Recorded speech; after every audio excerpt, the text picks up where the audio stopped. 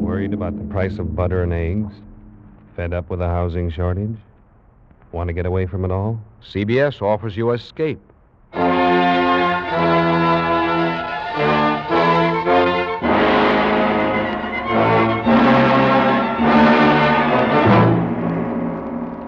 You are alone and unarmed in the green hell of a Caribbean jungle. You are being trailed by a pack of fiercely hungry dogs and a mad hunter armed for the kill. A mad hunter who believes that you, a human being, are the most dangerous game. The Columbia Broadcasting System and its affiliated stations present Escape, produced by William N. Robeson and directed tonight by Richard Sanville. Escape, carefully planned to free you from the four walls of today. Free you for a half hour of high adventure.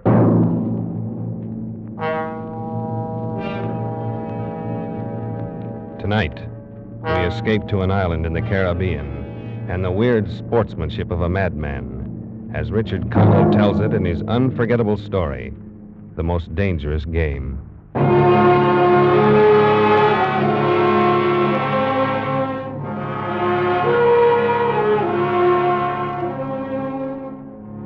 My name is Rainsford. You may have heard of me. I make my living hunting big game for many of the major museums of the world, guiding parties of sportsmen on safari in Africa, Tibet, and South America. Perhaps you've had occasion to run across some of my books. But even if you have, there's one incident you won't find described in them. The full story of my most terrible hunt.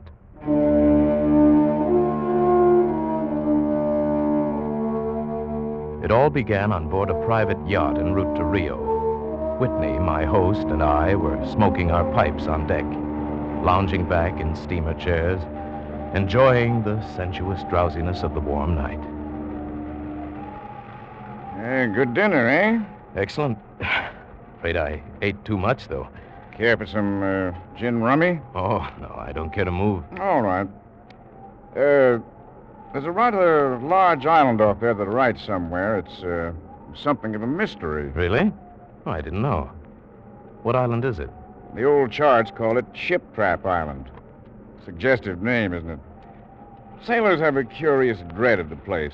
Some superstition. I can't see it. Well, you have good eyes, but even you can't see 4 miles or so through a moonless Caribbean night. No, not even 4 yards.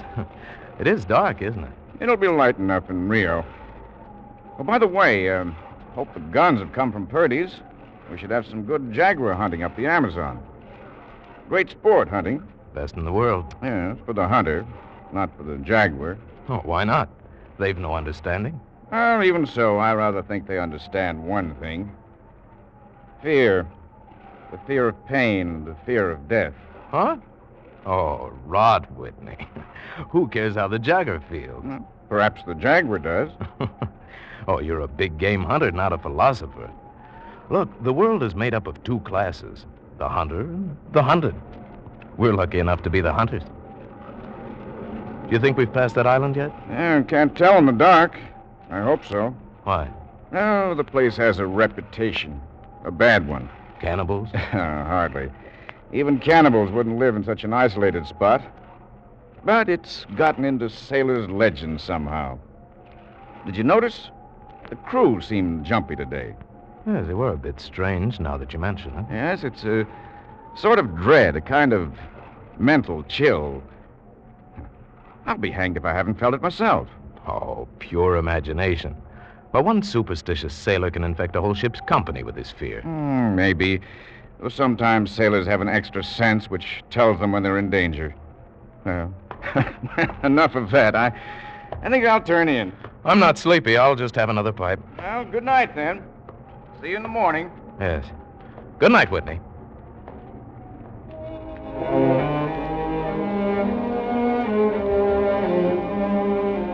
It was very dark.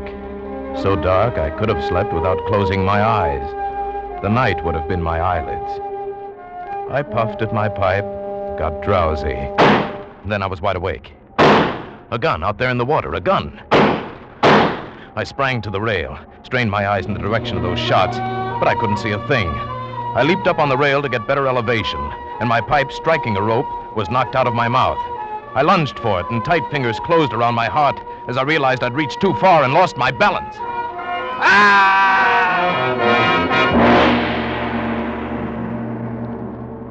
The blood-warm waters of the Caribbean closed over my head. When I came to the surface, the wash from the speeding yacht slapped salt water into my mouth, making me gag and strangling me. I coughed and spat it out and found my voice.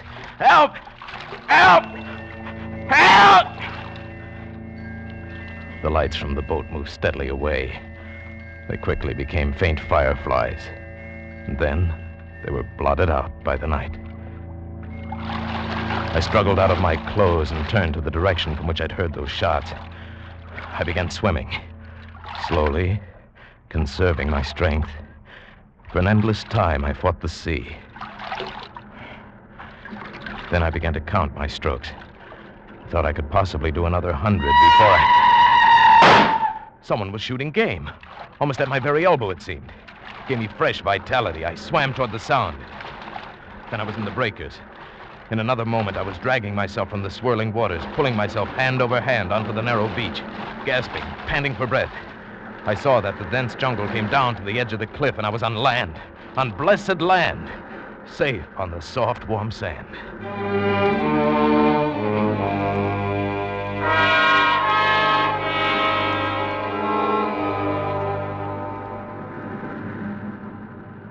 I awoke late in the afternoon, a sharp hunger picking at me.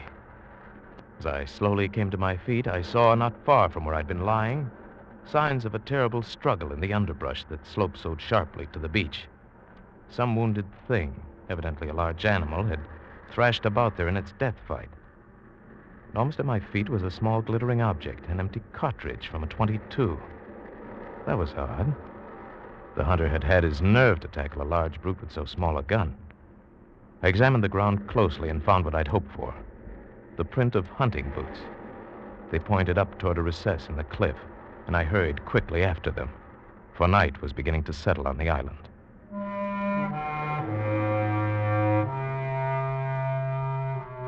It was already dark when I came upon it.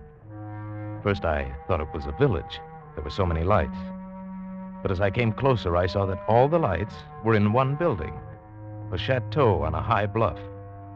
In a few moments, my bare feet were padding up stone steps, and I stood in front of the massive oaken door.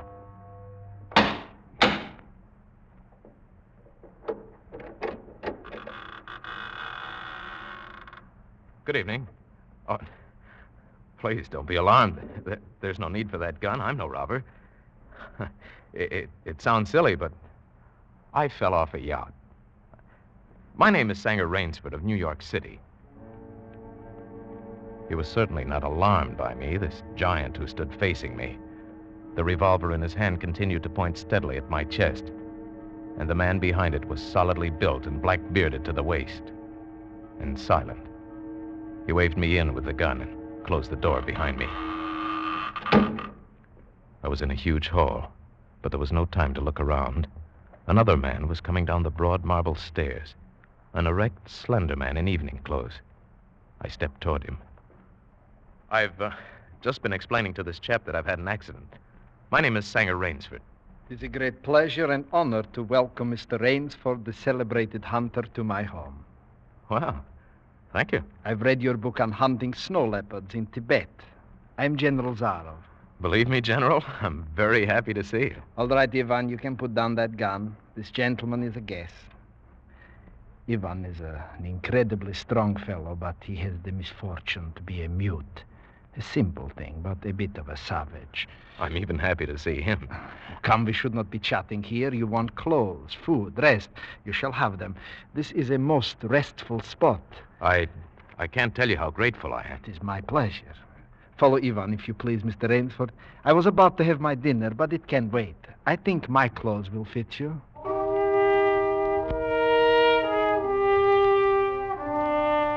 I followed the man into a huge beam-ceiling bedroom with a canopied bed large enough for 6 men. Ivan silently laid out an evening suit, and as I put it on, I noticed that it came from a London tailor. And Whitney'd call this place too isolated even for cannibals. I went downstairs and sat down opposite Zaroff in a dining room that suggested a baronial hall of feudal times. The food was excellent. Perhaps you were surprised that I recognized your name, but I read all books on hunting, published in English, French, and Russian. I have but one passion in life, and that is the hunt. Why, I notice you have some wonderful heads here. Well, that Cape Buffalo over there is the largest I've ever seen. Oh, that fellow. Yes, he charged me, threw me against a tree, fractured my skull. But I got the brute. I've always thought the Cape Buffalo the most dangerous of all big game. No, the Cape Buffalo is not the most dangerous. No? Here in my preserve on this island, I hunt more dangerous game. Oh, is there big game on this island? The biggest? Really? Oh, it is not here naturally. I had to stock the island. Well, what have you imported, General? Tigers? No. Hunting tigers ceased to interest me when I exhausted their possibilities. There is no thrill left in tigers, no real danger. I live for danger. Cigarette, Mr. Rainsford. Please. We will have some capital hunting, you and I. But what game? I'll tell you. You will be amused, I know. I think I may say in all modesty that I have done a rare thing. I have invented a new sensation. May I pour you another glass of port? Thank you. I have been a hunter all my life, but after many years of enjoyment, I found that the hunt no longer fascinated me. It had ceased to be what you call a sporting proposition. I always got my quarry, always. And there is no greater bore than perfection. Then you were a very good hunter, General. No. I had merely discovered that the animal has nothing but his legs and his instincts. Instinct is no match for reason. When I realized this, it was a tragic moment for me. As I told you, I love to hunt. And then it came to me as an inspiration what I must do. And that was? I had to invent a new animal to hunt. A new animal? Why, you're joking. I assure you I am not, sir. A new animal, and so I found one. I bought this island, built this house, and here I do my hunting. The island is perfect for my purpose. There are jungles with a maze of trails in them, hills, swamps. And the animal, General Zaroff? It supplies me with the most intense excitement of all. I never grow bored now, for I have a quarry with which I can match my wits. An ideal quarry with courage, cunning, and above all, reason. But no animal can reason. My dear fellow, there is one that can. I can't believe you're serious. But there's some grisly joke. Of course I'm serious. I'm speaking of hunting. You're speaking of murder. Surely your experiences in the Did war... not make me condone cold-blooded murder. I'll wager you'll forget your notions when you go hunting with me. Why, you've a genuine new thrill in store for you, Mr. Rains. Thank you. I'm a hunter, not a murderer. Oh, dear me, that unfortunate word again. But I hunt the scum of the earth, sailors from tramp ships, lascars, mongrels... Where do you from get them? This island is called Ship Trap. There is a row of lights out there on the reef which indicate a channel where there is none, only rocks. I control the lights from my tower. You wreck their ships and then you shoot down the men. But I treat my visitors with every consideration. They get plenty of good food and exercise. They get into splendid physical condition. You shall see for yourself tomorrow. Would you like some more port, please? What shall I see tomorrow? We'll visit my training school. It's in the cellar. I have about a dozen there now. Sailors. Inferior lot, I regret to say. More accustomed to the deck than the jungle. Ivan, we'll have our coffee now. Thick Turkish coffee, Mr. Rainsford. Very good. No. Is your appetite quite gone? No coffee, thank you. Just one, Ivan. It is a game, you see. I suggest to one of them that we go hunting. I give him 3 hours start. I am to follow, armed only with pistol of smallest caliber and range. If my quarry eludes me for 3 whole days, he wins the game. If I find him, he loses. And if he refuses to be hunted? Oh, I give him the option. If he won't hunt, I turn him over to Ivan here. Ivan once served as official executioner to the great white Tsar, and he has his own ideas of sport. Invariably, they choose the hunt. And if they win? To date, I have not lost. I don't wish you to think me a braggart. Once did almost win. Eventually, I had to use the dogs. The dogs? Yeah. Just step over here to the window a moment. I want you to see my courtyard. Go ahead, Mr. Rainsford. Open the window, please. And I have a dozen, as you can see. They are let out at 7 every night. If anyone should try to get into my house or out of it, well, it would be regrettable. And now I want to show you my new collection of heads. Will you come with me to the library, please? I hope you'll excuse me tonight. I'm really not feeling at all well. Oh, I am sorry. You need a good, restful night's sleep. Tomorrow you'll feel like a new man, and then we'll hunt. I wonder at the promising prospect. But I was already hurrying from the room and up the marble stairway. I heard him calling after me. Sorry you can't go with me tonight. I expect rather fair sport, a big, strong native from west coast of Africa. He looks resourceful. The bed was good. I was tired, but I didn't sleep. I didn't toss or turn. I didn't move. I just lay rigidly in one spot, my eyes on the ceiling, my arms tight against my side, my breathing slow and heavy, my mind empty, waiting. The inky black was just beginning to dissolve. A thin line of gray was just beginning to seep insidiously into my room when Zaroff found his quarry. Then, I suppose I slept. When I awoke, the sun's shadows were already slanting through my room. Must have been well after noon. I came down to find General Zaroff pouring himself a glass of brandy by the sideboard. Mr. Rainsford, feeling better, I trust? Yes. I wish I could say the same. No, I'm not well. Hunting was no good last night. He made a straight trail, offered no problems at all. General, I want to leave the island at once. Mr. Rainsford, tonight we will hunt, you and I. No, General. I've told you I will not hunt. I beg you to reconsider. My idea of sport is much more diverting than Ivan.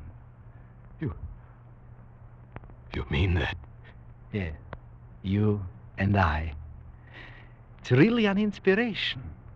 A foeman worthy of my steel at last. Oh, you'll find this game worth playing, Rainsford. Your brain against mine. Your woodcraft against mine. Your strength and stamina against mine. Outdoor chess. And the stake is not without value, eh? And if I win? If I do not find you by midnight of the third day, then I'm defeated. My sloop will place you on the mainland near a town. Oh, you can trust me. I give you my word as a gentleman and as a sportsman. Of course, you in turn must agree to say nothing of your visit here. I'll agree to say nothing of the kind. Well, in that case, well, why discuss it now? 3 days from now, we can chat about it over a bottle of Veuve Clicquot. Unless... And now listen, Rainsford, Ivan will supply you with hunting clothes, food, and knife. I suggest you wear moccasins. They leave a poorer trail. I suggest, too, you avoid the big swamp in the southeast corner of the island. There's quicksand there. And now you'll want to start, no doubt. I shall not follow until dusk. Hunting at night is so much more exciting than by day, don't you think, Mr. Rainsford? Good hunting.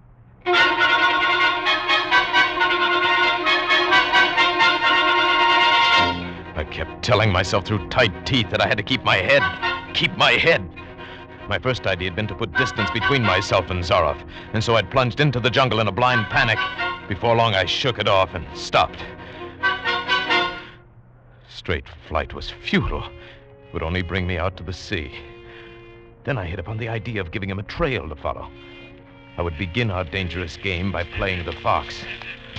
For more than 2 hours, I went through the trackless wilderness, executing a series of intricate loops, doubling again and again on my trail. Night found me leg-weary, with hands and face lashed by the branches. I needed rest badly, and having played the fox, I decided now to play the cat. I climbed into the crotch of a huge tree.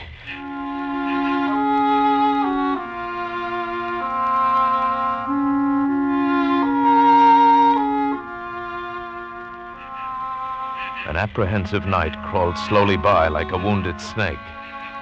Then at dawning, a startled bird suddenly screamed, and I flattened against the bough. through a screen of leaves as thick as tapestry, I saw the general. Came slowly, his eyes fixed on the ground. Almost beneath my tree, he paused and went down on one knee, studying the ground.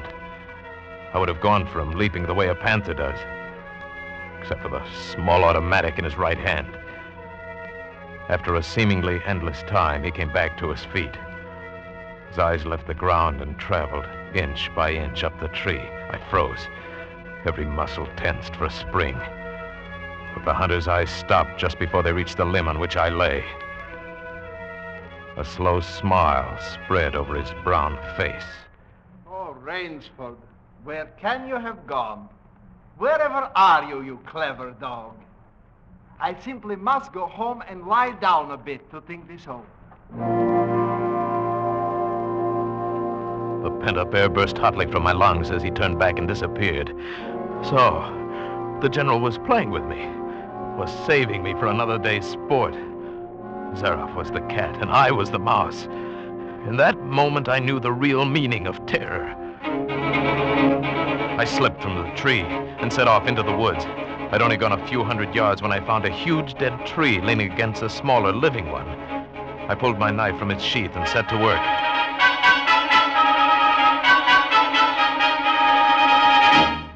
When the job was finished, I threw myself down behind a log 100 feet away. How long I waited, I don't know. It seemed like days. It was probably only a few hours. Then he was coming again, with the sureness of a bloodhound. Nothing escaped those searching black eyes. No crushed blade of grass, no bent twig, no mark, however faint, in the moss. He was so intent on his stalking, he was upon the thing before he saw it, his foot touching the protruding branch that was the trigger. The dead tree, delicately adjusted to rest on the cut living one, crashed heavily to the earth. And I waited yet another moment, not daring to look up and see if it really had done its work. Rainsford, if you're within the sound of my voice, let me congratulate you. There aren't many men who know how to make a Malay man-catcher. I am a lucky man, Rainsford. My reflexes are still good. Did you see me spring back even while it was falling? Rainsford, can you hear me? You are proving interesting. I'm going back now to have my wound dressed. Don't be alarmed. It's only a slight one. I shall be back. I shall be back.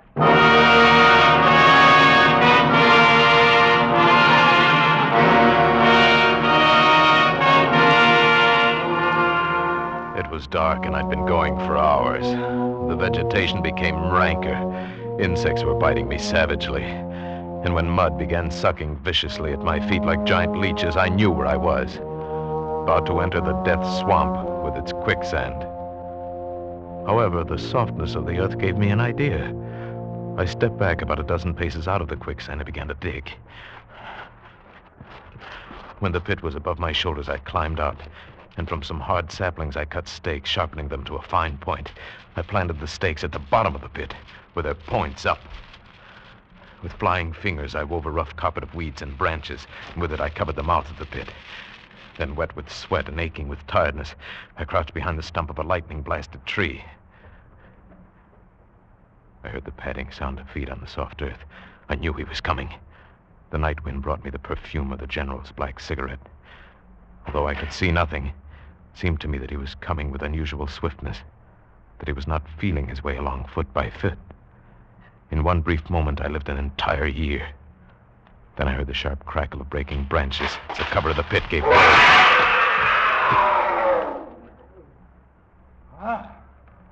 You've done well, Rainsford. Very well. Where did you get the tie? Your Burmese tiger pit has claimed one of my best dogs. And so you score again. I must see what you can do now against my whole pack. He went away again, but I just lay there in the swamp that night. At daybreak, I was awakened by a distant sound, faint and wavering, the baying of a pack of hounds. I went up into a tree. Down a watercourse, not a quarter of a mile away, I could see the bush moving. I strained my eyes and saw the lean figure of General Zaroff. Just ahead of him, I made out the gigantic Ivan, holding the pack in leash. I prepared for the native trick I've learned in Uganda. I slipped from the tree, caught hold of a springy young sapling, and to it fastened my knife, its blade pointing down the trail. With a bit of wild grapevine, I tied back the sapling and ran for my life. The hounds hit the fresh scent and raised their voices, and I knew how an animal at bay must feel. Even as I ran, the clamor of the hounds suddenly ceased. And with it, my heart stopped. For that meant they'd reached the knife. I climbed excitedly up a tree and looked back, and hope died in my brain. The general was still on his feet. Even, however, was not. The knife, driven by the recoil of the springing tree, had done its work. Then the dogs took up the cry again, and I was on the ground once more. Nerve, nerve! I panted the words over and over as I fled headlong. A blue gap showed through the trees dead ahead. I forced myself up on towards the gap and reached the sea. It lay 20 feet below me, rumbling and hissing. I stood a moment, poised over the edge. I heard the hounds. I knew it was the end. Then I leaped far out into the water.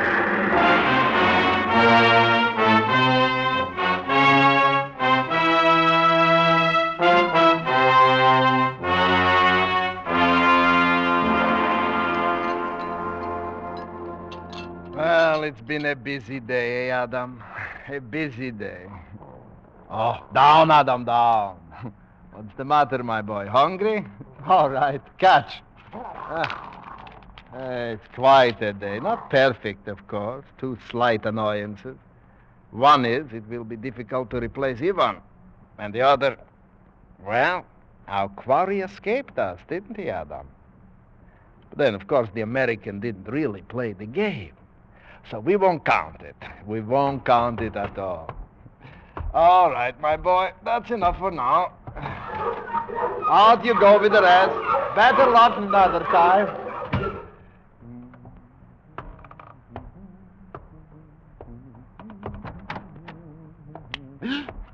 Rainsford, Good evening, General. how did you get here? I swam. I found that quicker than walking through the jungle. I congratulate you. You have won the game. No, General. Yes, yes, of course you have. I'm still a beast at bay. Get ready, General Zaroff. I see. Splendid. One of us is to furnish a meal for the hounds. The other will sleep in this very excellent bed. Good, Rainsford. Good.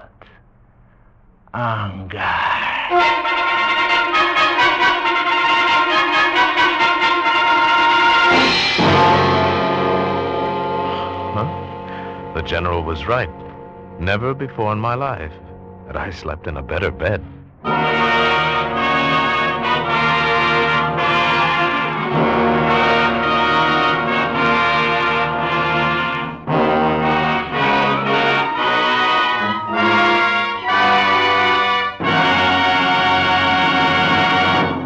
Escape is produced by William N. Robeson and was directed tonight by Richard Sanville. You have escaped tonight in the Richard Connell story, The Most Dangerous Game, adapted for radio by Irving Ravitch, with Paul Freese as Sanger Rainsford and Hans Conried as General Zaroff.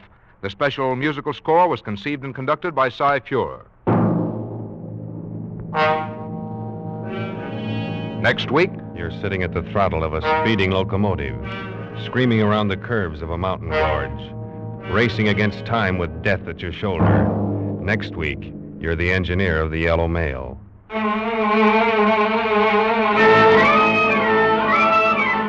Next week, CBS offers you Escape with Frank H. Spearman's exciting story of railroading the run of the Yellow Mail. Until this same time next week, then, good night.